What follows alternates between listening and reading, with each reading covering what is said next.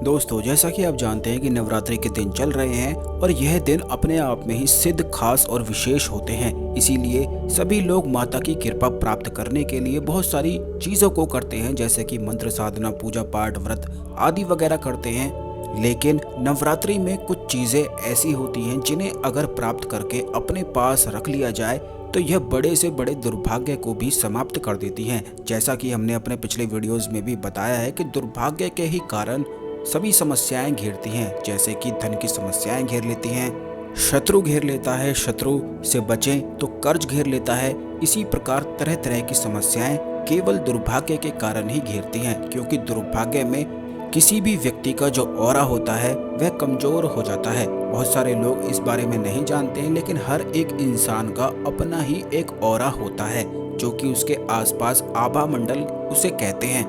और जब भी इसमें खराबी आती है तभी केवल व्यक्ति दुर्भाग्य का सामना करता है, यानी कि उसके हर चीज खिलाफ हो जाती है। वह जो भी मेहनत करता है, कुछ भी प्राप्त करने की कोशिश करता है, वह चीज उससे दुगनी तेजी से भागना शुरू कर देती है। तो आभा मंडल को, ऑरा को सुधारने के लिए ही कुछ तंत्रोक्त वस्तुएं अपने पास रख लेना चाहिए। इसीलिए नवरात्रि के जो दिन हैं यह सबसे अधिक विशेष और खास हैं। आपको बता दें कि अगर किसी व्यक्ति का आभा मंडल स्ट्रांग हो जाता है तो ऐसे व्यक्ति का शत्रु कुछ भी उसका बिगाड़ नहीं पाता है, चाहे कितनी भी प्लानिंग ही क्यों ना कर ले। अब ये बता दें कि अगर आभा मंडल बिगड़ जाए तो जीवन में जितने भी कष्ट होते हैं वह आकर्षित होते हैं। इसीलिए आपको अपने आभा मंडल को ध्यान देना बेहद आवश्यक है। जो लोग मंत्र साधना रोजाना करते हैं उनका आभा मंडल स्ट्रांग रहता है, लेकिन जो लोग मंत्र साधना नहीं कर पाते हैं या कोई भी पूजा पाठ आदि वगैरह नहीं कर पाते हैं, तो ऐसे में ध्यान रखें कि सबसे पहली चीज़ है कि नवरात्रि में गूलर वृक्ष की जड़ को आप प्राप्त कर लें। गूलर वृक्ष अपने आप में ही बहुत ही ज़्यादा शक्तियों से पूर्ण होता है और इसके काफ़ी ज़्यादा तंत्रोक्त प्रयोग भी होते हैं।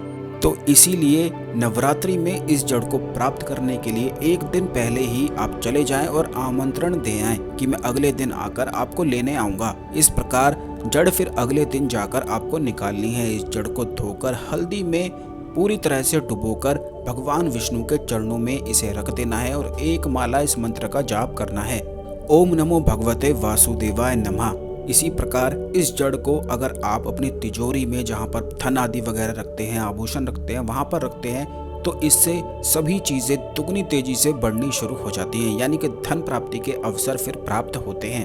अब दूसरी चीज़ है, जिन भी लोगों पर तंत्र बाधा आदि वगैरह होता है, जिन्हें डर, भय, किसी भी प्रकार का चिंता उन्हें सताती है, चाहे वह चिंता कोई भी हो, धन की परेशानी हो, कर्ज की चिंता हो, कोई भी चिंता अगर आपको सताती है तो मदार के यानी कि आंकड़े के पौधे की जड़ को आप नवरात्रि में प्राप्त कर लें। आंकड़े का जो पौधा होता है उसमें महाकाली के गण विराजमान रहते हैं, इसीलिए यह पौधा महाकाली को अति प्रिय है।